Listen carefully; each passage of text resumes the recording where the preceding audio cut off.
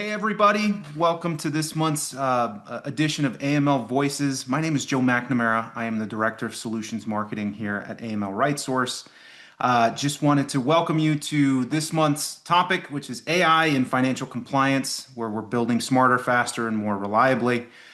Joining me for this awesome, just star-studded panel of AI experts is Abhishek Mittal from AML RightSource. He's our Chief AI Officer. Tassine Rabbani, who is a postdoctorate for the University of Chicago in AI sciences, as well as a forward deployed engineer for Appen. And then certainly, but solidly not least, Doug Shannon bringing up the rear. Doug is he's quite an impressive individual, certainly one from a global intelligent automation and Gen AI leader with PSI CRO AG, as well as an accomplished author and a known entity and voice in the space. But collectively, just wanted to thank you guys all for joining us today. I think before I get started, we've got quite a run of show here, but I just wanted to throw it around the room, starting with you, Abhishek. Could you give us one sentence on what you see that, our audience may be surprised in terms of, AI in the big, right? The ongoing conversation. We'll do that for Tassine and Doug as well. Right off the bat. Hello, everyone. I think there's a lot of talk about AI. One thing that I think is talking too much about optimization, not enough about creation of new opportunities. So I love to discuss some of that in today's session. Perfect. Tassine. What am I seeing that a lot of people aren't seeing? I think we're starting to use agents in AI for uh, longer term decision making. So I guess the buzzword there is long horizon. So instead of using things to pick at small tasks, we're now trying to figure out how to use these tools to execute strategies over a longer period of time. So, Nice. And Doug. Yeah, I mean, to add my 2 cents here, I think from going to use cases and having people really realize that use cases are more seen as like perceived value versus actual value or someone else's value is something to be aware of. And I think more people are starting to get the understanding of that. And the other side we're seeing on the agent side is the orchestration of agents. Finally, we're getting to the point where it's not just like one-offs or swarm of agents or, you know, one person leading 1,000 agents. It's just like one person working with one agent that then orchestrates between multiple agents. So it's like you ask multiple things. Like, hey, I ask a thing, it runs off it as a thing, and then I can ask multiple things, and then more agents get spun up to be handled. And so that's how humans work, and we're starting to see how those kind of congeal together now. Absolutely. So again, I think between the three of you, as I mentioned, we've got an awesome agenda here.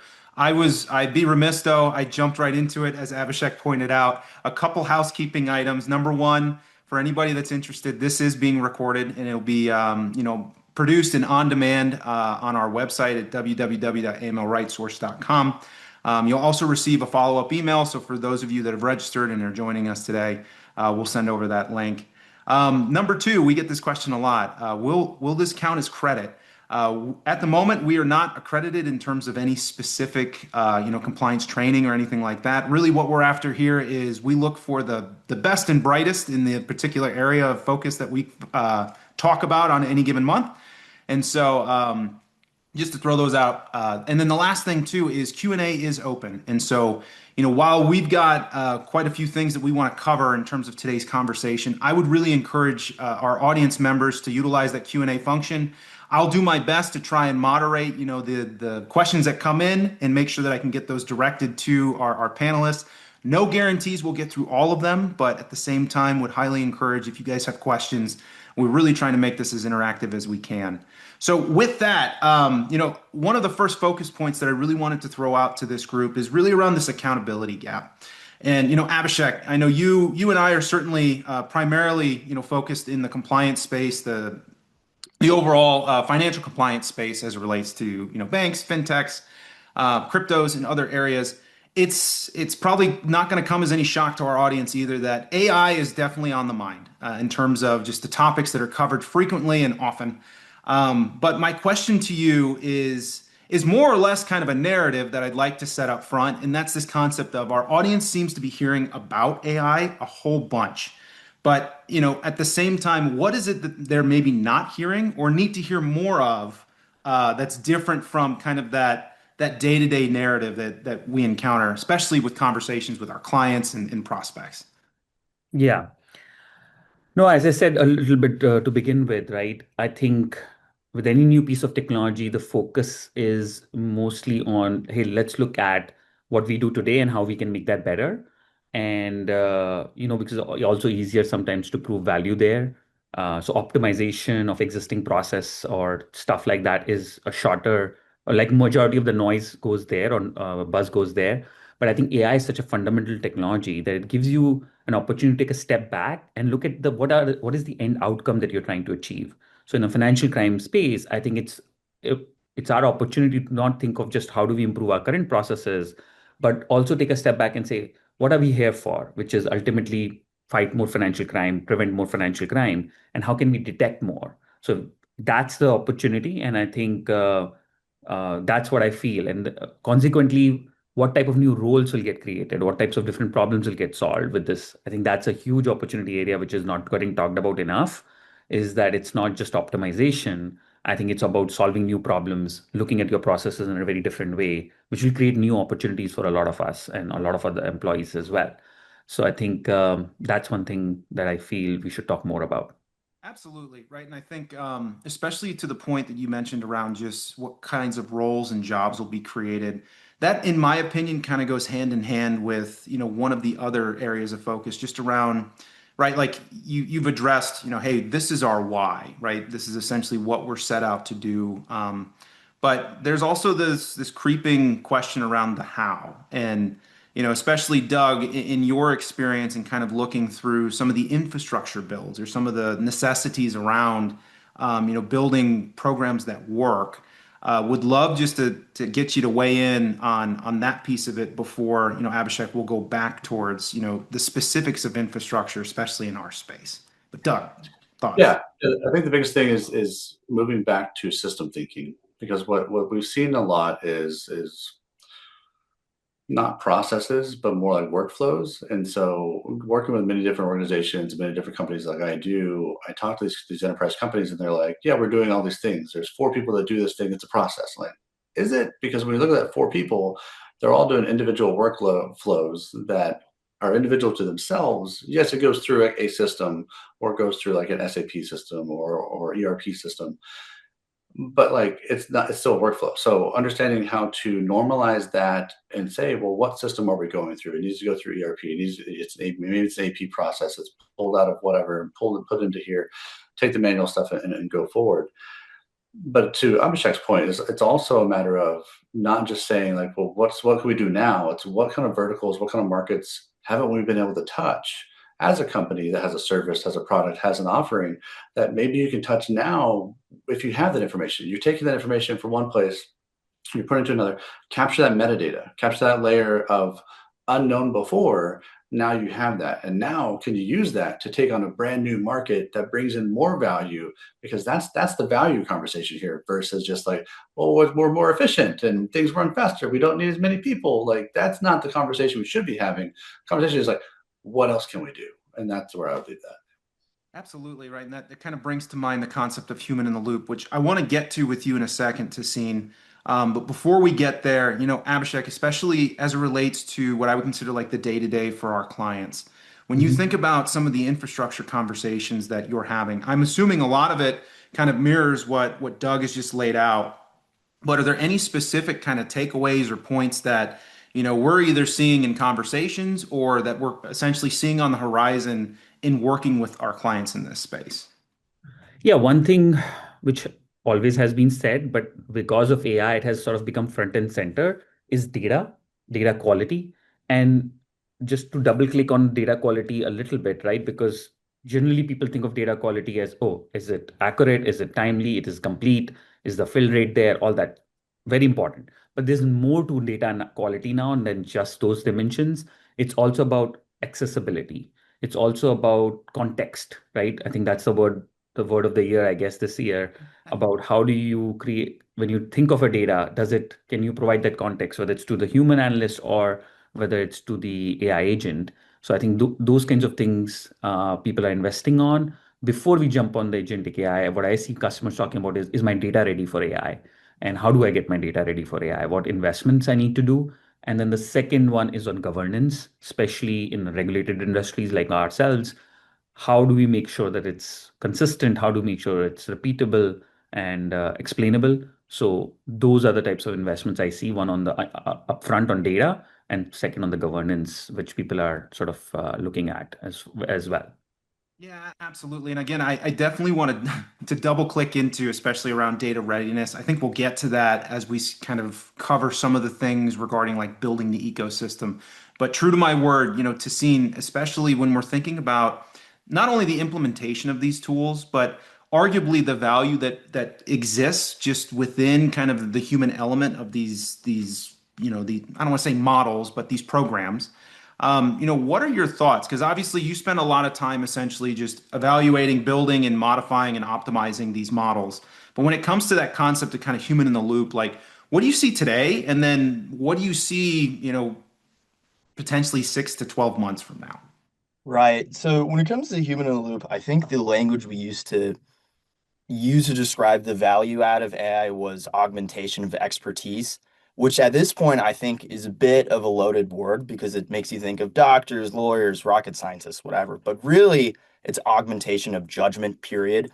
I think everyone attending this seminar is engaged in workflows which will require judgment at some point before it heads out the door. And that in itself is high stakes if it's, your job depends on, delivering some type of product in a high quality state, that immediately becomes high stakes. So, in terms of augmenting judgment, what I mean is accelerating analysis, surfacing patterns in my workflow or my data that I haven't been seeing before, and also providing ranges of options. So, if I have some idea of where I want to go with a research project, or I have some idea where I want to go with data synthesis for my FDE role, it's going to present me with at least a starting set of options that I can then choose from. So really, I think it's all about augmentation of judgment. And what we're doing now is basically trying to figure out what are the workflows in which an agent can provide these ranges of options for me, or say complete tedium for me that I would know how to do if I had the time to. But 6 to 12 months from now, I think what we're going to get better at is setting what we call contracts for these workflows. So better accountability, transparency. So in terms of, whatever the black box is between how these models are turning out reasoning, I think is less important than actually creating a scaffolding around it. So then I can go in and figure out, okay, is there some sort of prompt that I gave it that's sort of causing a modification in behavior? So that transparency and accountability, I think maybe a year or two ago, we were hoping we could get it at the fundamental model level, but now it's circling back to us, which I think is a great thing, actually. Yeah, I would echo that sentiment as well. And the other thing you kind of brought up, and I want to tie it back to something that Abhishek you kind of brought up just around your data readiness, right? As I'm trying to think through some of the conversations that are probably happening today, it's kind of this juxtaposition between hey, can we ensure that our data is fit for purpose, that it's actually going to work in terms of what we're trying to accomplish, but then like we've got, and I'll just use this as a pie in the sky example. We've got experts over here in A, and they're really good at what they do. But this tool doesn't necessarily like there's kind of a gap here in terms of how do we get this tool into their hands into a meaningful way. You kind of mentioned it just through the lens of like a forward um, deployed engineer, right? And so like one of the questions that I want to throw out to both you and Doug is more just around the FDE model.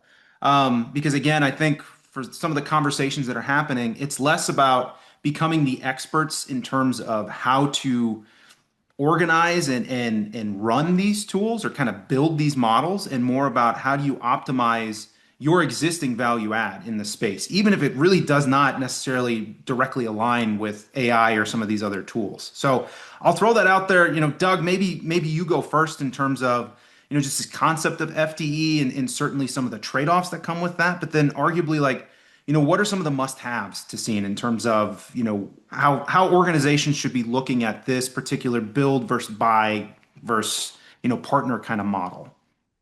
Yeah, I was kind of hoping Tocino would go first, the FDE, but in general, FDEs, because I have a different approach to this, and then that would be the reason why. But FDEs to me, so forward deployed engineer is a answer to the hair is on fire. Like if my hair is on fire, how do I stop it? It hurts. I don't want my hair to burn.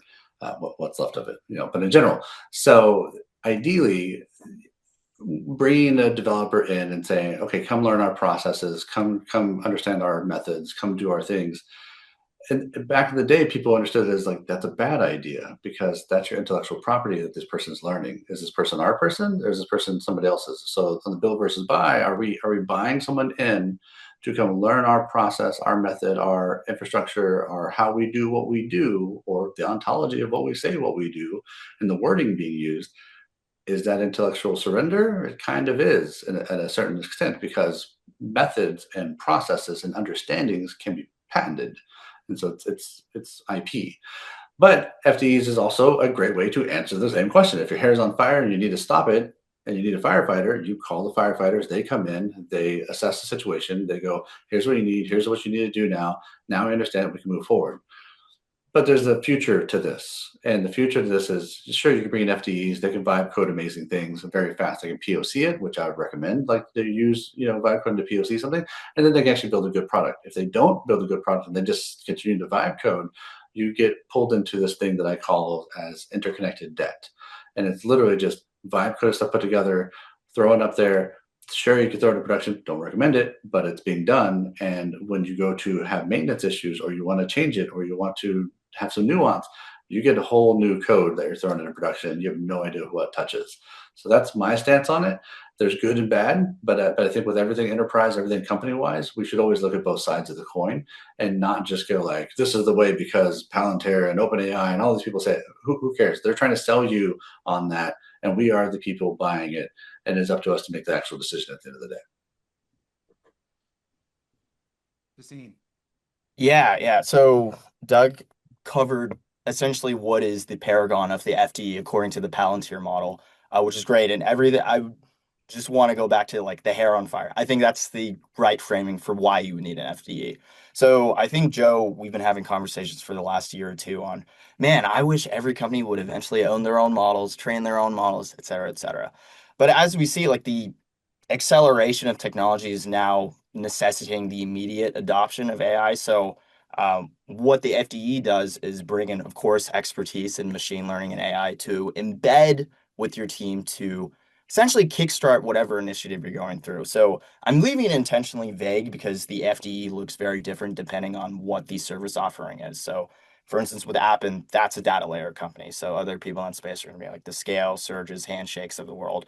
If you're a model FDE, you may actually be working with OpenAI, Anthropic. That's when, so for the data layer FDE is trying to help create data that reflects some workflow that's critical to a company, either creating it synthetically or offering options for a company to harvest and synthesize whatever metadata they've hopefully been capturing to achieve whatever behavior they want. For model FDE, we're working on essentially, oh, let me create a model or fine tune it for you according to whatever workflow you care about. And then there's this other layer called an infrastructure FDE, which is essentially you might own your system. So now we're optimizing, making sure your inference is going by quickly, et cetera. So the FDE role, what it's starting to turn into now is Doug has sort of, hinted at is traditionally it would be, well, there's a guy from this company who's literally embedding within your repo. So almost like someone rogue hidden within your repos. I think the model now, and this varies customer by customer according to how much trust they have with the FDE is typically when I go in with a customer, and historically it's usually embedding with one customer, FDEs now embed with multiple customers at once, is to create a product that then goes through essentially checks. I don't want to say it in a black box, but that due diligence is going to happen behind closed doors. So you tell me that the customer says, can you create some prototype or concept of data? Let's say like for financial compliance. I'm going to take, whatever working definitions and schemas you've given me, create that. But then you're going to take that data on your end and either test, well, is it improving our models? Actually, is it compliant with what we have, whatever data we have, synthesized privately? And then they'll get back to me and then we can make changes through that iteratively. So I typically don't see any IP. And of course that can change depending on the type of customer we're working with. But I think the models are changing in that we need to rent this expertise immediately to develop a strategy, but I still want to keep my IP privately. So I think customers who work successfully with FDEs while retaining their, let's call it like sovereignty, is basically creating these backdoor checks where we can still reliably check the quality of the data model or info that I'm delivering out. But I don't necessarily have, unlimited privileges to your entire GitHub organization, right? Right. And I Just think real quick, that's where I would add in, like, it's not just build versus buy, it's build versus buy versus partner. And I think Right. to Jacine's point, partner often, like find a partner, like try things out, see what's going on. Don't just buy into something until you've kind of like seen it, because there's a lot of new players out there, there's a lot of new things. And the partner approach helps you learn, and then you can drop them if you don't need them. And a partner should be okay with that. So Well, and Doug, on that front too, I know in previous conversations you had a really great analogy just around like the schoolhouse sandbox. I think that relates really well, especially to that concept of build, buy, or partner. But would you mind just kind of enlightening the rest of our audience here with kind of how you look at that?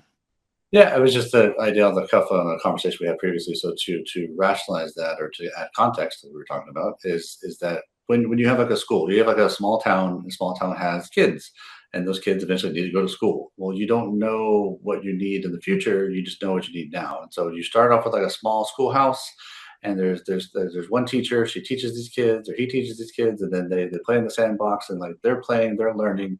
But as it grows, well, then you add more portables, because you still don't know how much infrastructure you need. And so you're going to rent out, or you're going to borrow, time and money or bonds for cities. And then you kind of build out, build out, build out. But like as you go, like that's how that transactional relationship actually happens. Is like it goes from sandbox play of like, it's what we see right now in the world we live in, is we're all playing with agents, we're all playing with the ideas and the new technology to understand it. That's how we understand things as humans, is we play with it and we grow. But then as we get older and as we transition to like more senior roles, we need to be trained harder. We need like universities, we need like college or middle schools or high schools. And so that's the same kind of thing we see happening, but that hasn't really been built out yet. And that's where there's this large gap between everyone going like, well, where's the jobs? Are we alienating? Are we eating the young kind of thing? Are we not doing the journeyman approach of like, how do you learn? How do you grow? You get out of college, what do you do? And everybody gets to college and they're like, I'm an AI researcher. Great. What does that mean? Because half these kids have not had enterprise experience. And so they don't know what the history of legacy debt and legacy people, process, and tools looks like. And most people in AI right now are saying like, well, we don't need automation anymore. We're just going to do full AI. And I'm like, wait, there's a smarter way to do this, everyone. And so that's the hype cycle of this is also in the mix, because there's no defined playbook or answers. And that's what we have to look at it like. Yeah. Yeah. One thing that I would add here is we have another version of FDE. We have forward deployed experts today in the AML compliance space. And as a product role, right, I've had the product organization. What we are trying to do is from that lens, it's, in the past, it's very difficult to sort of embed forward deployed engineers in every of the engagements. And it takes a lot of energy also to learn, right? Of different processes, different environments. So one thing which to create products is actually to bring in the data and domain and design experts together. And that's something to sort of how do we capture their expertise and leverage that to create products. So that is something that we are doing at AML Right Source. So just how do we not just in the execution, but also take that expertise and create these, I think, fusion labs, if is the best way to call it, to create the next generation of products and services. And an example of new type of roles getting created as well for our experts. So like one of the things we are doing is codify. I think Tahsin mentioned it about how do you use synthetic data to codify expertise, right? So we're using that, right? So we have this program where we have basically people who are domain experts. They're actually sharing their experiences on what they have learned over a period of time. And we're using agentic AI to create synthetic data based on those experiences, which then helps us fine tune our products and make sure that they're purpose built and ready to go in production. So that's an example of a new type of a job which is getting created, which is for a domain expert in helping sort of create data for AI use. So I think just want to give an example of how some things that we are working on. Well, and to Yeah, that point too. Go ahead, Doug. I think that Abhishek, that's actually answering a really important question and something that's been an issue for enterprises for a very long time, and it's the tribal knowledge. And we've all heard about it and we've all seen it. When somebody goes away and that tribal knowledge goes with them, we lose that knowledge. But I'm seeing, to your point, agents being built out, becoming SMEs, subject matter experts themselves, because they're training on like somebody like myself, and then we put that information into the learning, into the memory, the long term, short term memory. It has the ability to pull from those, so it's grounded on that, and it takes that telemetry there, and then says like, oh, here's how Doug would have answered that, or here's how this person in this role would have answered that, and that's very key to answering a lot of the questions and a lot of the issues that companies have had with tribal knowledge. So if I was going to piggyback on that too, right? Like the concept that I would bring us back to, and Tessina, I want to come to you on this. But if I'm trying to follow along just as an audience member, right? If I'm thinking through what does my tomorrow look like? For the majority of folks that are sitting here, they're operating in a relatively highly regulated space, and so one of the main issues that kind of comes about from that is number one, like let's call it what it is. Like there's a slow propensity to want to adapt or bring these things on in a meaningful way. But then number two, like you have the additional burden of compliance and just regulatory governance and making sure that whatever it is that you are loading into your environment, that you're going to be more than adequately prepared and can provide like a succinct defense in terms of how you're using it, why you're using it, which I feel like in a lot of the conversations that I've had with colleagues in the space, it boils down to this concept of like, we want to do this. We see the value in being able to operate and bring tools like this within our environment, but infosec or IT or there are some other guardrails that we have to be really mindful of, and at the end of the day, like we're held to account in ways that some enterprises aren't. And so especially when you're looking at it through the lens of how to model something within a regulatory environment, you kind of get into this concept of open source that you control versus kind of the sequestered deployment. To seen from your perspective, like for folks that are raising their hands and saying, "What do we do?" Like, what are your thoughts?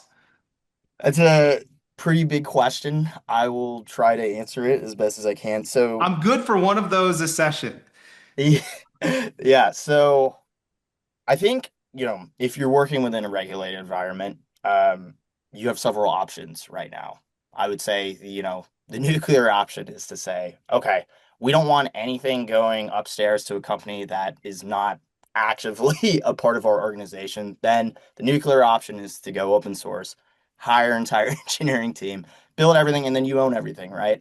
The more realistic option, currently at least, is well, if you look at OpenAI and Anthropic, for example, they already offer, for instance, agent and chatbot options for customers such that the data that goes through them goes to basically sequestered. Like it will use their clustering compute and things like that, but it never actually goes upstairs in such a way that their models can be trained on it. There's some possibility of this being leaked through just innocuous conversation by someone else with these chatbots. So some examples of this would be like Deloitte has Sidekick, for example. That is, you'll look at it and it's a GPT powered chatbot. Of course, we don't have access to GPT. What that means is OpenAI is creating essentially a fork of their chatbot such that the data stays contained. And additionally, they're going to add retention, accountability policies, and things like this so that you can actually control what is going in, what is going out. Anthropic does the same thing. And also, when I was doing my postdoc at Yale, they had a chatbot called Clarity, again, GPT powered, which makes you think that, oh, is this just, a uniquely fine-tuned model for this organization? To some extent it is, but really what they're doing is they're diverting all their compute and their servers such that everything stays contained and sequestered. So that's an option you have right now. In terms of actual, protecting IP, for instance, and let's go back to the FDE model. So one thing Abhishek was mentioning, like using synthetic data to codify, actual data or expertise that we have at our organization. So, for instance, my doctoral advisor, she was actually working with a bank on sabbatical, and they wanted her to create essentially synthetic data that actually look like realistic ledgers, like at the user level. So, and the funny part was for the entire year, she had zero access to actual financial data, which is a good thing, right? Because then that's going to open up a whole can of worms. So then what she would do is essentially they would give her some contracts or schemas. She would then basically create synthetic data that then the customer or the bank would then take and condition over their actual real enterprise data. So there's this tunnel where you can't actually see into what the proprietary data is, but you're still working iteratively with this customer to create data that's actually going to serve your needs. So it's tricky. There are options at the enterprise level, and of course, you always have this sort of homegrown from scratch level. But that's at least my take for it. I think Doug might have some different perspectives on working within controlled, regulated environments.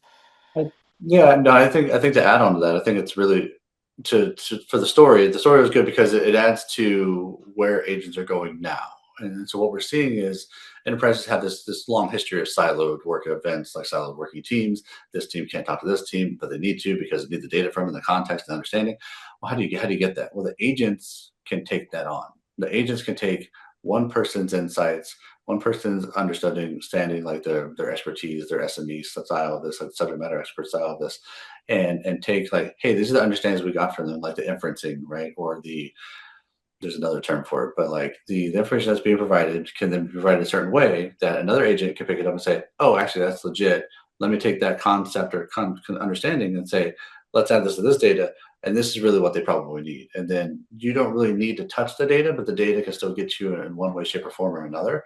And then it's more grounded, then it's more understood, and then it's actually tracked as well because it's auditable in that regard, because like you're touching, you're writing, you're reading, and those are things that we, the RBAC, rule-based access control, that we all live by every day, and these agents are getting more access to do that.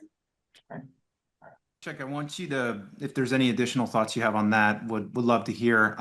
Before we kind of get into what I would consider another one of the big talking points that I think we've certainly seen at the high level, but I think everybody's feeling it on a day-to-day basis, and that is the concept of ROI, right? Like, we're seeing a lot of these enterprises, and certainly, folks that are further downstream, implementing these tools as far back as, arguably 24, 36 months.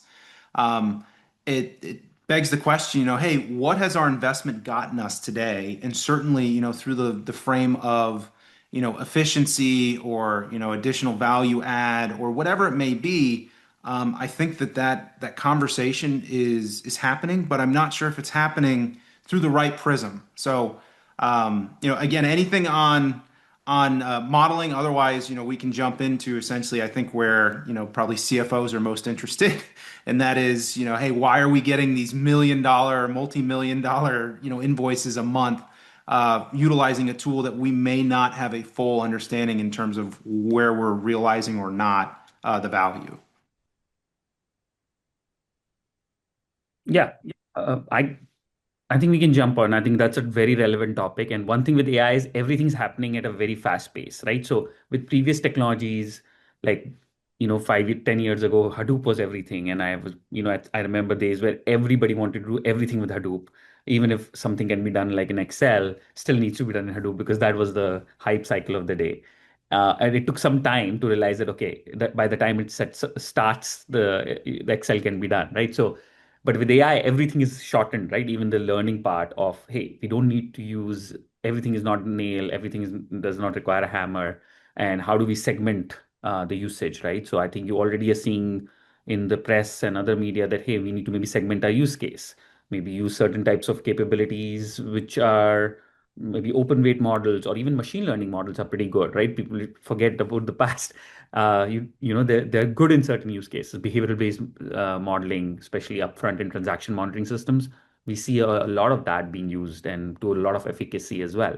So I think that's one thing, right? That segmenting the use cases and figuring out which tool you want to bring in for what type of use case upfront will help manage the cost basis. The second thing is also thinking about the segmenting your use case in terms of what are you trying to achieve, right? Not every use case is going to give you um, revenue. A lot of use cases are going to be focused on internal, right? Unit cost, quality, cycle time. So upfront thinking about how do you want to use it.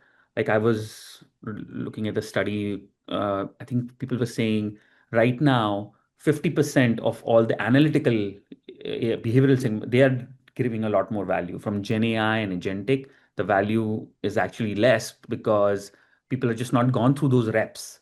And that's the same thing I heard with analytics 10, 15 years ago. So I think it's also a matter of A, segmentation, B, also a little bit of reps. Once people have figured out how and where it adds more value, you will see more value from Gen AI and agentic AI as well.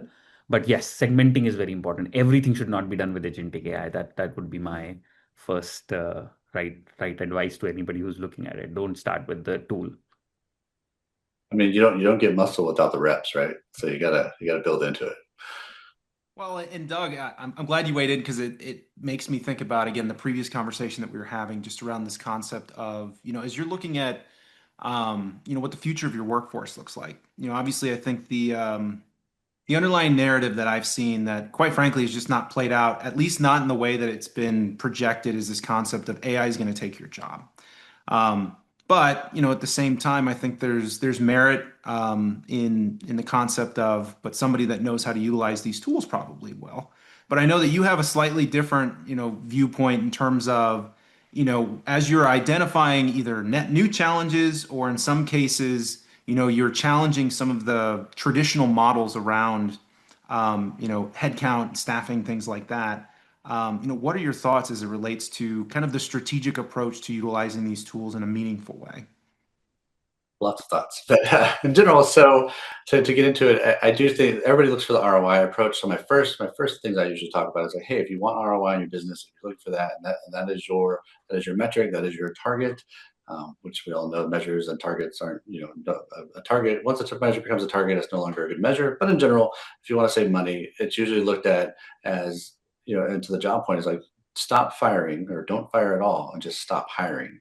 So, because if you're able to utilize the staff you have, the employees you have now, and they're able to do more, you won't need to hire as many people. And if you're not hiring as many people, that's fine. You're not training them.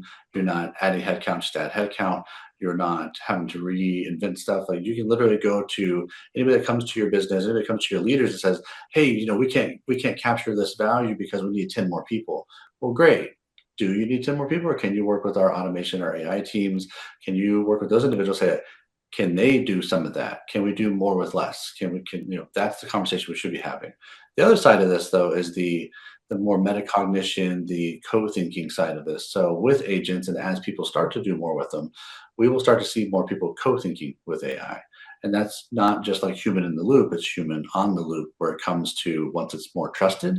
And then that co-thinking side is you'll have an agent that's an orchestrator agent that is your agent at your job. You start, day one of your job, they go, "Hi, welcome, Joe. You're here to work. Guess what? Here's your business agent." You're like, "What is this?" You're like, "Well, this is Agent Joe." And Agent Joe is going to be able to do these things that you may not be able to do. It has the same RBAC, role-based access control access you have, yet it can go through the business. It can go through some of those siloed work efforts or talk to some other agents in these different silos to get the job done or get you the information you need. Also, it's going to tell you every day, "Hey, Joe, guess what you have every day going on? Here's your daily agenda. Here's what's up. Hey, you got that meeting coming up. Do you need help with that, or do you have everything you need?" Like that's the future where we got this going on. And again, but it starts with just stop firing people because half these companies that fire them have to bring them back anyway and pay more money anyway. So what is the point? Like, let's just make our people more valuable. One of the things I also say, just to end it with, is you should be enabling and empowering and emboldening your employees because they are your first customer. That's simple as that.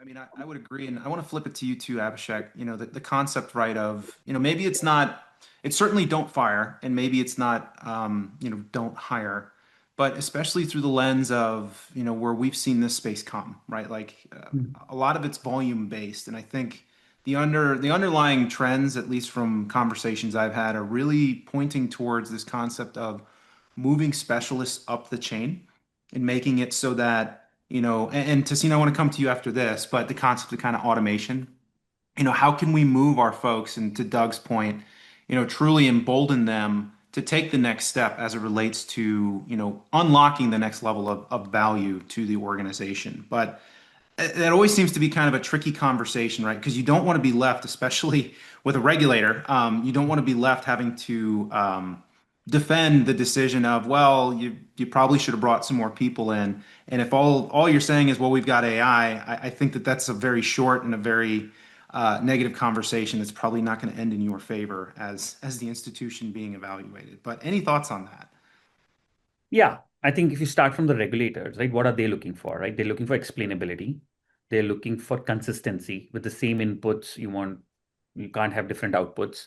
And then they want governance, right? They don't, even if they look at the recent guys, they're not saying don't use this tool or use this tool. What they're saying is focus on the end outcome, prove on, continue focusing on consistency and explainability, right? So if you can do that, they're actually letting you use the tools. But I think the word that I really like is segmentation, right? So there's a lot of opportunity in lower value tasks like hunting and gathering information, right? Grunt work is what I would call it, another work, like people going into across multiple systems, getting that information. I think the data layer, there's a lot of opportunity to do that first and leave the high judgment human, right? At this point, for sure. And I think that's where the opportunity for AI is at this point, as I talk to customers in low level complexity investigations, as well as this hunting and gathering work. And to answer your other question on how do we move up the value chain for experts as we take away some of this execution work, as you say, so as I said, I think that's where the opportunity is. If you look at from an AML space itself, if you believe some market research reports, less than 1% of financial crime is getting detected, right? Even if it's 10%, right? It's still a huge amount of financial crime which is not getting detected. Definitely. So how can we then leverage all this intelligence if we take away some of the, let's say, the execution work, which is lower level complexity? How can we now use our experts to really help them identify upfront in our transaction monitoring systems? How can we find more true positives, right? Yes, reduce false positives, but there's a huge opportunity to find more patterns, which will require human investigations. So I think that's how I see it. Like as some of the lower level complexity automation releases capacity of our investigators, we are actually point them to these new patterns, new things which haven't been looked upon, which can then help us create more of that detecting the financial crime. So I think it can be done, and I'm sure there is equivalence in other industries for similar kind of opportunities. Like, so that is what I think you need to focus on. What do you want to really solve ultimately, and don't just start with the process. Start with that end outcome for everybody. Is what I would say. Well, and if I was going to be so bold, I might even add, right, like there's an additional layer to the story that numbers may not be able to tell completely, right? And that's where you kind of get into the qualitative results that I think each of you has kind of hinted at, right? Like some of these things you're going to see at the ROI, the bottom line level, but some of them you're not. Before we kind of get into that, though, to seeing when you think about some of the concepts of automation, either playing off of, what Abhishek has said, or even just more in general, right? Like, I think there's this overwhelming concept of like, hey, we'll just automate it, right? We can do away with this. We know what happens, on the onset, and then what we're supposed to get from it, and therefore let's automate it. But if I was going to flip the script on you, like what are some areas that you look at and you go, I don't know if that's a great idea. Like I wouldn't automate that fully. And I know Doug, you kind of mentioned that with like human on the loop. But in terms of other anecdotes or kind of categories that maybe they're hands off today, or there's opportunity down the road for it. Right. So things that, I mean, it's all just tying together. I mean, when Doug was talking about like co-thinking and stuff, that trickles down to even accelerating, and Abhishek mentioned this low complexity. I call it verifiable tedium. So it's things that take up a significant part of my day. I could do it and verify that it's correct, but I'd rather not spend time doing this because it's ultimately not even the foundation of the higher stakes decision I need to make at the end of the tunnel. So in terms of like code thinking, again, when we started off with the working definition of human in the loop, I like it for accelerating analysis, surfacing data patterns that I may have not seen myself, and also giving me that range of options. So when you start off with that, that can all be automated. For instance, if I have a spreadsheet with thousands of rows, I would love an agent to go ahead and then just surface some patterns within that data set that would go beyond whatever macros or scripts that I've written myself just to see if there are other things that I'm sort of missing. And now when it brings back to me things that I may have missed, that's when I need to actually go in there and actually verify that this is a pattern that was missing. And Abstract was hinting at this, but the low complexity tedium, that's great. That's what's going to get automated first. And then when we need to start using frontier models for, say, harder level coding, that's going to be your edge cases, like in the context of AML, really rare types of financial events that do mimic laundering, but they don't reflect any patterns that we've seen historically. That's the type of things where we will be using, instead of agents to strictly look at or classify these rare patterns, be developing a scaffolding so at least it can give me reports and then I can go in and verify if that's the case. So at this point, I'm really only comfortable with automating this low complexity tedium.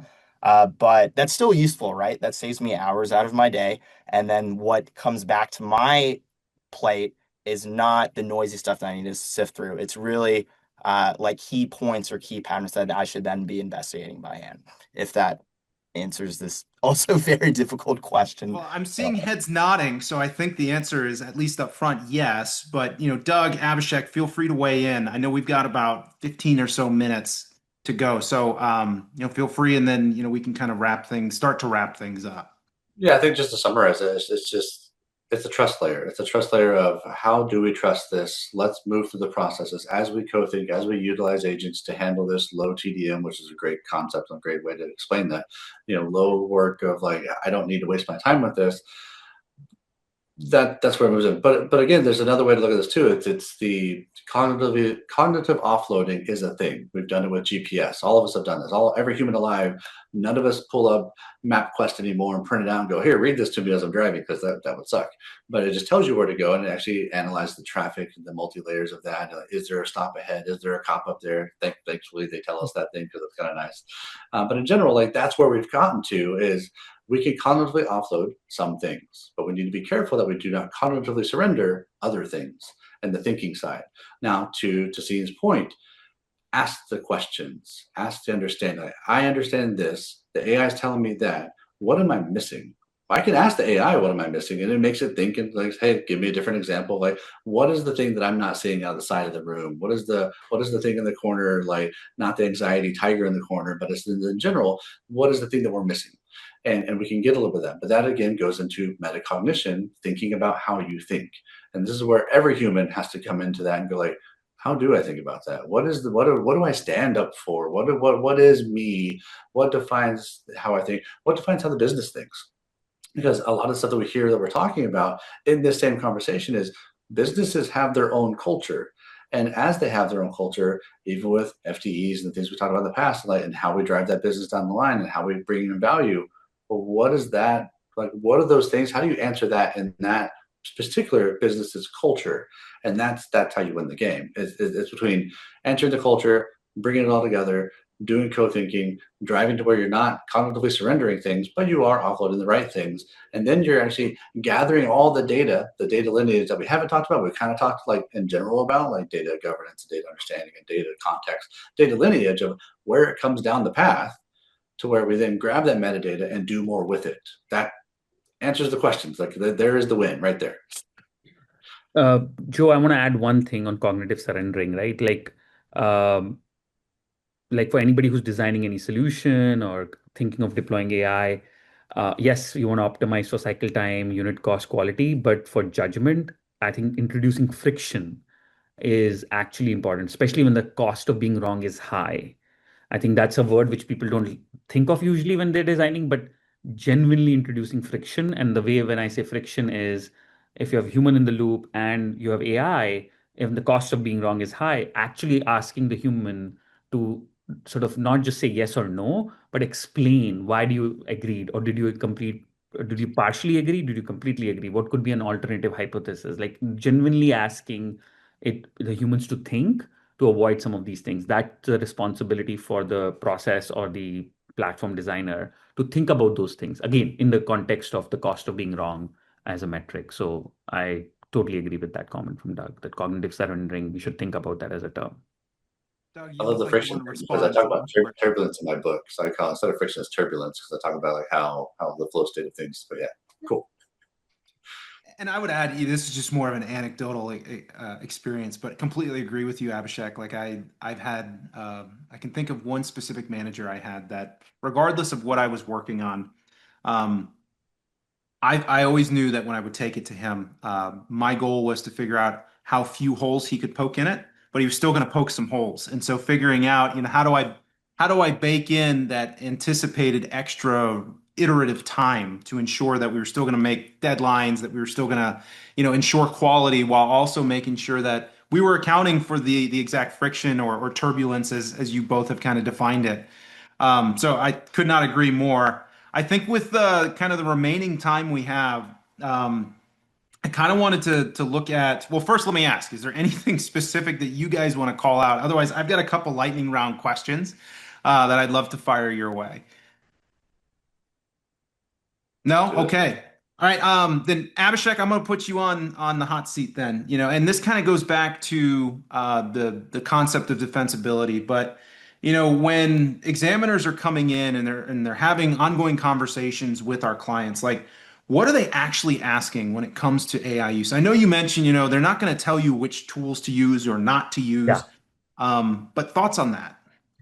Yeah, it's sort of, I think, gave the answer away a little bit earlier, but outcome, right? Like they want you to own the outcome quality. And especially in ML space, if you're making any decision, explainability is number one, right? Can you explain that decision, why you made it, and can you sort of consistency of making those decisions? And regulators are looking out for customers, right? So this is not just for regulators. I think sometimes people think we're only doing it for compliance for regulators. It's also for your customers. If you're taking any decision, like customers would want the same thing, like reproducibility and explainability. So I would say those two things, if you can focus on that as part of your governance or assurance framework, focus on those two. Those are top two things that everybody's looking for. Yeah, I'd agree with that, and I would add to like, if they were looking for a very specific thing, they'd probably clarify it, right? Because everybody's program looks a little different. Obviously, the emphasis around risk-based approaches and just other, nuances within, institution to institution definitely change. So to your point, making sure that it's defensible and obviously fits for purpose within your organization. Doug, the failure mode nobody plans for. So again, kind of an open-ended question, but when you think about what most would say as you're working from the worst case scenario backwards into like the optimal state.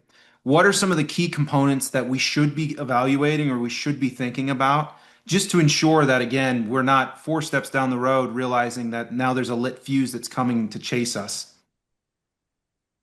Yeah, I'd maybe high level that a little bit because humans, as we talk about more about AI, we talk more about humans, and the issue is that we are firefighters also by nature. We it's cause and effect. It's very reactive, and so the issue is we have to get beyond the reactive phase of how we do business.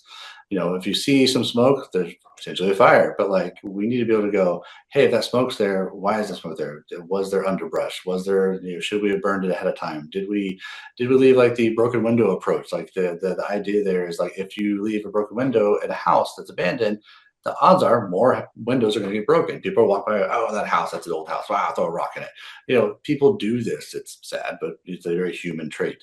And so the better we are prepared at not leaving broken windows, the better we are prepared about understanding that we are very reactive. It's sad to see that like you're at a four channel, four corner, four directional stop, and there's no stop signs, so there's no stoplights, and then it's just like yield signs, and then like it takes literally somebody to be hurt or killed to get a sign in some place that probably should have had one. And so to be proactive and to use AI to co-think and to drive that understanding of, hey, what's the odds or what's the understanding or what's the actuary science behind this without being an actuarial person that does math on this, which is crazy high level math I can never do, but it's impressive. I have friends that do this. And AI can help with that. And I think that's the direction we're moving towards. So when it comes down to failure, and that the question of like, hey, how do we handle a failure? I still think there's understanding the reactive side, and then there's the other side of being able to talk about failure because we have this connotative reasoning that we're not allowed to talk about failure. I can't say, oh, hey, I know all this stuff, but I don't know about this stuff. There's a lot of analogies I can make there, but in general, that's where we need to be. I take it more of like, instead of like safe spaces in the workplace that we have now, we need to have more brave spaces. We're in a world that we don't understand. Nobody understands it completely. We need to drive better understanding. We need to play with it. We need to understand that I can say I don't know stuff and be able to talk to people. My team can take things to me and say, hey, I don't understand how to do this. I shouldn't be the manager that says, hey, Joe or Tassine, don't bring me your issues, only bring me solutions. If I'm that manager, I shouldn't be that manager. We need to find another way around this. The emotional intelligence needs to grow, and that's some of the issues that many of us are feeling, that nothing's really changing around that. So as technology grows, we need to also grow humanity and empathy and everything else with it. And I think that would then answer more of the failure question. No, absolutely. And I think kind of a tactical anecdote, especially for our audience to take away, is this concept of just having ongoing conversations with your regulator, right? To your point, Doug, and certainly to, our day-to-day practitioners here, cannot stress enough the importance of just kind of laying it out, even if and it's got to be a little bit more than a spitball session or kind of a whiteboard session, but approaching and having those open dialogues with your regulatory entities and essentially say, hey, look, this is what, again, to the earlier points you guys have made, this is what we're really trying to accomplish. And here's how we're looking at doing it. Here's kind of the initial plan that we've got in place in terms of whether it's parallel processing, or in some cases, maybe we're just going to take like a small sample size to kind of run it through and introduce whether it's friction or anything else. But that concept of almost building out loud, and instead of trying to nail it, just to be more communicative and, to your point, more empathetic around what I would consider just the process of innovation. So Tassine, last one for you, and then we'll get you guys out of here. But the concept of model drift versus kind of revalidation, which I had on here. We really didn't talk much about what happens if you introduce some sideways data. But in your opinion, could you just give us a quick thought on what model drift is versus revalidating your existing model, and then if you have any thoughts on which one breaks first? Right. So I think model drift as more of a feature than a bug. So if I say that I'm going to make a model which is incredibly helpful with the current state of my supply chain is probably going to change quite frequently, like if not monthly, weekly, right? So it's really so what we think people may traditionally think about machine learning as this very static model that once new data is introduced, we have to retrain it completely. That has sort of changed with the latest class of architectures. But this concept, so we call this essentially continual learning, which is like buzzword, but really it comes back from even continuous integration, which has existed for decades at this point, right? And it's being prepared to update our models with changing data distributions and edge cases, which is why, I think it just sort of wraps up everything we've been saying. It's not a set it and forget it at this point, right? You constantly want to check the outcomes and decisions that your agents are making. And if it's not reflecting, if the behavior is not reflecting what you would expect, it doesn't necessarily mean it's broken, but you do need to introduce the data or the corrective behavior to keep it, sane and keep it stable. So when you inherit an agent or when you inherit a model, just like people, they need to change and adapt with workflows. And, that's going to come from, your thought leadership and your CIOs, CTOs, CFOs need to be involved with making sure that models are up to date with regulations, up to date with current data distributions, et cetera. Never going to be a set it and forget it, but it doesn't have to be an expensive thing as long as you're prepared to, let's say, force your model to continually learn. And once you have that in place, then you're always going to run into edge cases. You're always going to run into changing data distributions. The question is, how prepared are you to essentially introduce whatever necessary training or even prompting principles to handle that is more of what we should be thinking about. I'd agree. Final thoughts. I know we've got about a minute, so I, fellas. yeah, go ahead. I was actually on Ceci's point, like if you actually handle model drift correctly, it actually gets cheaper to do AI. And the reason why is because if you align on ontology of words, of the what, why, and where those words are used, and what verticals are used in, be it HR words versus legal words versus healthcare words, same English language, mean totally different things to three different people. And so once you understand that, you can inference on those same words for those same verticals, and it gets cheaper. So literally, by doing the right thing, you can actually save money. But again, the market isn't quite there yet. Ontology is something that's coming in. There's a lot of companies that do this individually, but it's coming to the big players here pretty soon. We'll see how that turns out. But in general, that's kind of where things are moving. Abhishek. Yeah, no, I was just going to say at the end, AI, there's a lot of buzz, but ultimately human creativity is going to remain, right? The intelligence is going to be, it's not like if each piece of technology, right, is not the core differentiator, whether it's ERP, CRM, big data, all that. So we've seen, look at the past, ultimately human creativity is what sort of is the core to any commercial enterprise. And so I feel uh, there's a lot more opportunity, right? So we need to be positive about this. Absolutely experiment with it, learn with it, but there's a lot. Let's be optimistic about it, and ultimately, human ingenuity and creativity is gonna unleash with this. Is what I feel. That's my wrap up. Awesome. Well, gents, I really appreciate it. And to everybody that joined us today, thank you so much. I appreciate you sticking with us about a minute over. The last plug I'll make is, again, you can find this. This will be on demand in about a week's time. And for those of you that are interested, because there are a lot of you out there, those of you that are interested in our upcoming session, that will be Thursday, August 27th at 1 p.m. Eastern. And we will welcome Elliot Berman back along with a few folks from our advisory board, and they will be discussing the risks related to virtual assets. But until then, everybody stay safe, and thanks again. Have a great one.